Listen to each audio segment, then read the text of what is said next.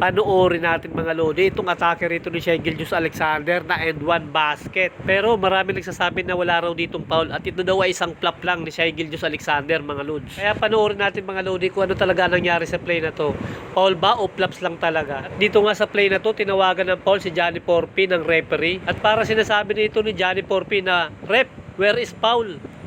Kasi nga naman mga lods, kung sisilipin natin dito sa anggulo na to, talagang napakalayo ni Porpin dito kay Shai Alexander para makapag-commit ng foul. Pero mga lods, kung titingnan natin dito sa slow motion ay pinakita, makikita natin na gumagalaw itong si Porpin at tinutulak niya si Shai Alexander sa pamamagitan ng kanyang katawan. Kaya ito nawala ng balanse si Shai Alexander at bumagsak sa sahig. Kaya tama lang natawagan ng foul itong si Johnny Porpin.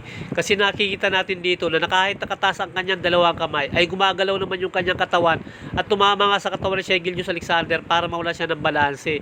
Kaya end one talaga yun mga lods.